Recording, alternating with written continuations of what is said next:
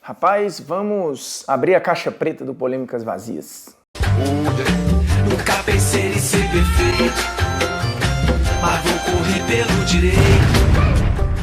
Fala moçada, beleza? Bruno Formiga na área, convidando você a se inscrever no canal, tocar na notificação, deixar o seu like, seu dislike, comentar o conteúdo e compartilhar o conteúdo. Lembrando, sigo zanzando dentro de casa no desafio de home office da quarentena, né? Continuo aqui na sala, já que o estúdio é no quarto do meu filho. E no momento desta gravação ele está o quê?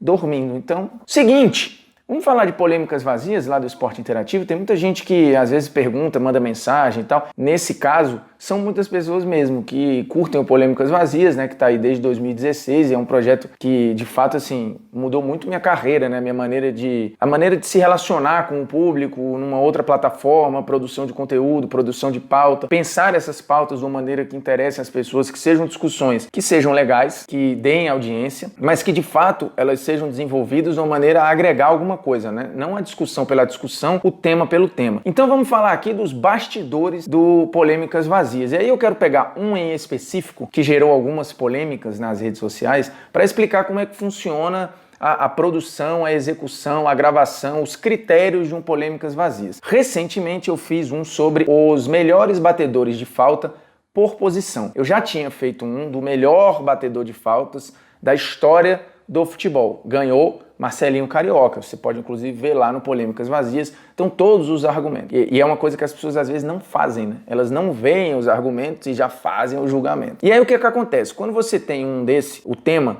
você vai lá para pesquisar e para começar a preparação, normalmente você já tem algumas verdades. Só que eu procuro tirar ou me despir dessas verdades para procurar o mais próximo possível de dados e fatos, que às vezes não corroboram ou não batem com aquilo que eu achava previamente. Eu lembro muito de um Polêmicas Vazias que eu fiz, Xavi e Iniesta, que eu tinha certeza que ia dar o Iniesta. Mas você vai estudando, vai mergulhando no assunto e vai vendo, pô, os caras cumprem basicamente o mesmo papel no campo. São praticamente da mesma geração e executavam funções muito semelhantes. Apesar do Xavi ainda ser um jogador um pouco mais defensivo, jogava mais afundado próximo do primeiro homem, por exemplo, ou próximo da zaga, do que o Iniesta. E aí você vai, ao fim da carreira, você tem o Xavi com bem mais gols e bem mais assistências, além de ser um cara símbolo de uma era de tic-tac, né? Existe um conceito em torno do Xavi de que ele é o cara que representa esse jogo do Guardiola. Óbvio que o Messi está num patamar sozinho, mas o Xavi representa o facilitador do jogo, o cara que fazia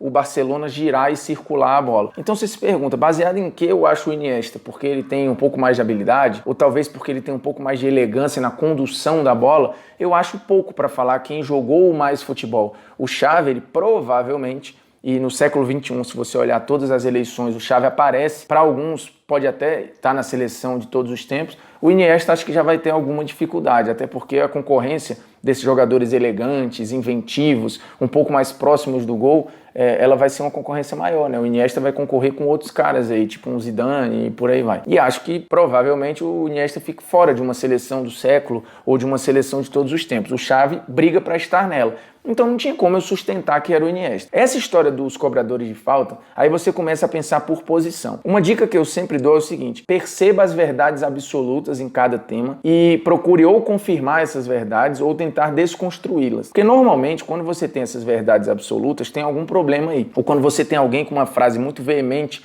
em cima de alguma coisa, se você for catar, essa frase ela tem fragilidades que até são fáceis de você destruir. Quer um exemplo? Eu lembro de ter discutido com um amigo legal num grupo, que ele falou, cara, você colocar uma seleção dos melhores batedores de falta por posição e não ter o Neto é um absurdo, porque o Neto foi o maior deles. Cara, por que o Neto é o maior deles? Porque números, aí você começa a procurar. Os números do Neto, por exemplo, no Corinthians, eles são metade dos números do Marcelinho. Aí se diz, poxa, mas o Neto jogou menos que o Marcelinho. É verdade, ele jogou menos tempo que o Marcelinho. Porém, falta é um conceito quase objetivo, né? Quantidade de gols, taxa de conversão e aproveitamento. Se um tem quase o dobro que o outro, é muito difícil que eu sustente que esse aqui bateu mais falta, pelo menos no Corinthians. Aí um outro ponto, eles têm estilos muito diferentes, porque se um for o estilo porradão, o outro for o estilo mais classudo, aí beleza, você pode falar, cara, eu prefiro o cara mais classudo, ou então dizer, poxa, eu acho que de longe é mais difícil, porque a bola tem que percorrer um percurso maior, então de fato o goleiro tem mais tempo de se preparar, então o cara que tem muitos gols de longe, ele é teoricamente um batedor melhor, ok, é um argumento. Só que a diferença, ela de números, ela é muito grande, e aí eu tô pegando só o recorte do Corinthians, mas vou ampliar daqui a pouco, e você tem uma questão de que eles dois têm um estilo muito parecido, então assim, são dois caras que estão na mesma prateleira de supermercado de batedores de falta, você chega lá e fala, pô, quero comprar um produto, são da mesma, fazem a mesma coisa, um te entrega o dobro que o outro entrega, e aí fala, por que eu vou comprar esse outro aqui? Suponhamos que eles estejam com o mesmo valor, tá? Então não faz sentido, eu acho até fácil de desconstruir. E se você for olhar ao longo da carreira, e eu fiz isso lá, você vai catando gol a gol, né? Você pega gols do Marcelinho no Flamengo, aí você vê a quantidade e vai ver quantos ele fez de falta. Às vezes é um trabalho difícil, você tem que olhar nas fichas técnicas dos jogos, ou tem arquivos com todos os gols do Marcelinho no Flamengo. Aí você tira só os de falta, porque você consegue, aí tem que ver todos, né? Você vê os gols dele no Vasco, a mesma coisa, gols no Santo André, você vai catando mais isolado, né? Jogo a jogo e tentando pegar quais foram de falta e você chega num número. E lá no Polêmicas Vazias a gente chegou em quase 90 gols de falta pro Marcelinho. O Neto, ele não chega a 50 na carreira, então é de novo quase que o dobro da quantidade. Então por que esse batedor é melhor que o outro se eles têm o mesmo estilo e um entregou o dobro que o outro? Então assim, para mim não se sustenta. Logo, o Neto não está na seleção dos melhores por posição, porque ele jogava de meia atacante. O Neto pisava bem na área, o Neto fez muitos gols pelo Corinthians sendo lançado próximo do gol e tal. Ele não era um armador que não entrava na área. Em vários momentos o Neto atuava até como um ponta de lança, né, jogando por trás do camisa 9. Então ele ia disputar com esse pessoal aqui, com o Zico, com o Marcelinho e tal. E se ele fosse disputar com a galera mais de trás, se você quer considerar que ele é um armador, ele iria disputar com quem? Com o Juninho Pernambucano, que é outro que tem um estilo parecido, de bater de longe, de lado, de perto, muito próximo do estilo do Neto. E tem mais gols que o Neto. O Juninho tem 77 gols, inclusive vários sites aí europeus consideram o Juninho o melhor batedor de falta de todos os tempos. E num nível de enfrentamento, já numa era moderna, mais difícil que o Neto, porque lembremos, esse é um outro ponto de argumentação, é você ver os contextos. Os goleiros, eles melhoraram, ficaram mais rápidos, mais fortes, mais altos. A mesma coisa vale para os jogadores. Então, teoricamente, as barreiras estão mais difíceis de serem transpostas e os goleiros têm um tempo de reação melhor do que os goleiros antigos. Então, hoje é mais difícil fazer gol de falta do que era antigamente, certo? Esse é um argumento que você pode ir nessa linha. E eu concordo, eu acho que hoje é mais difícil você fazer gol de falta. Então, quando você tem um cara como o Juninho, numa era mais moderna, que meteu 77, e um outro numa era mais antiga, mesmo que não seja tão distante assim, que fez 50, 40 e pouco, não tem como sustentar que esse é melhor do que aquele. Outra verdade absoluta, que aí nesse caso ela é confirmada, quando você fala de goleiro. Rogério Ceni foi o goleiro que melhor bateu falta. Você parte dessa premissa e tenta confirmar. Quem era o grande concorrente do Rogério Ceni? Chilavert. E aí você precisa pesquisar o estilo do Chilavert. O Chilavert era um goleiro que batia faltas também mais distantes, ele tem muitas faltas na porrada, faltas colocadas, era um goleiro canhoto. Então assim, era um estilo muito legal de cobrança do Chilavert. Só que a diferença ela é muito grande, assim, o Rogério tem 62 gols de falta na carreira, o Chilavert ele não vai chegar a 20. E é muito diferente, você está falando de 3 vezes a diferença. 3 vezes a diferença. É muita coisa, não tem como sustentar. Se a diferença é 60 a 55, 62 a 50, aí eu posso até entender que, poxa, o Rogério jogou mais jogos, o Rogério bateu mais faltas e a diferença é só de 10 gols, aí eu posso ir pro estilo e falar, beleza, esse aqui, a diferença ela é pequena e ele me deu uma variação maior e mais bonita de faltas. Aí beleza, eu posso ir pro subjetivo e dizer, poxa, o Chilavert bate mais. Só que, pô, não tem como, um com 62, o outro com 20, não dá, né? Não dá, assim, ninguém daria emprego para um cara assim, vamos lá, 2 caras para exercer a mesma função, só que um tem o currículo e prêmios e prazos cumpridos 3 vezes melhor que o outro. E eles querem o mesmo salário, eles querem tudo igual, o que muda é o aproveitamento. Qual o sentido de eu dar o emprego para esse e não para esse? Situações pré-estabelecidas, elas vão te dar um norte para você seguir o programa, né?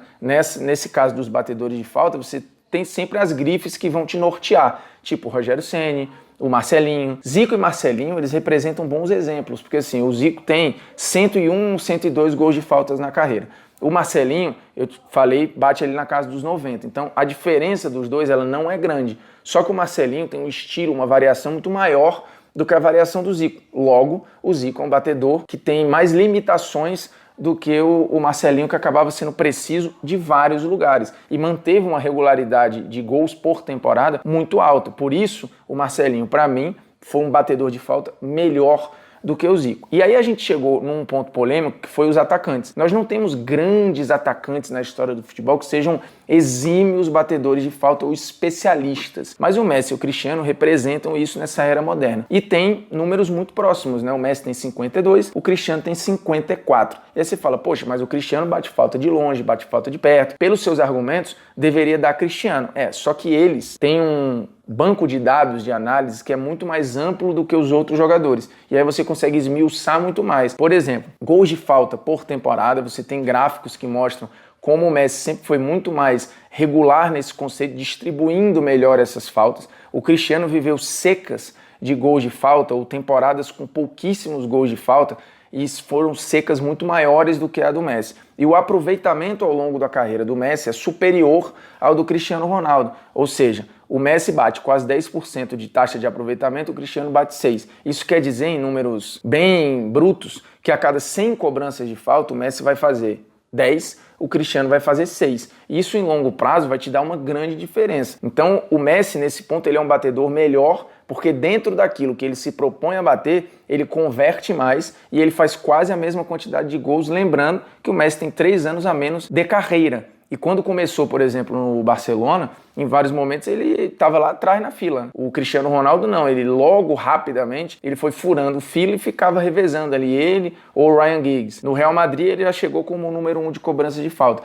Então assim, a taxa de erro do Cristiano ela é maior do que a do Messi. Então você vai nessas questões, pegando os números, fazendo comparações, contextualizando esses números para tentar explicar para as pessoas o seu ponto de vista, porque ali não é uma coisa científica, né? Nem é uma verdade absoluta que eu estou cravando um veredito que não tem questionamento. Mas não é que eu vá defender o meu ponto, né? Muitas vezes o meu ponto é destruído pelo próprio desenrolar do programa e dos estudos. Mas o que eu procuro ali é expor um argumento, sustentar esse argumento com dados, com números, com fatos, e não só com uma visão pessoal e particular. Então, Polêmicas Vazias funciona mais ou menos assim, né? Não é um debate, porque é uma discussão minha comigo mesmo. E é muito legal de construir, de produzir, porque é o que eu falei, é um ensinamento muitas vezes para mim, que entro com uma visão e saio com outra completamente diferente, porque eu vejo que certas coisas assim não tem como eu achava aquilo por uma memória afetiva ou por uma percepção distante, e quando você vai para perto, não tem como sustentar, né? Pura e simplesmente é assim que funciona. Beleza? Agradecendo a sua audiência, a sua paciência, se inscreva no canal, toque na notificação, deixe seu like, seu dislike, comente o conteúdo, compartilhe o conteúdo nos seus grupos de WhatsApp, que é muito importante. Beleza? Nós estamos juntos, um abraço, um beijo, um cheiro, um queijo.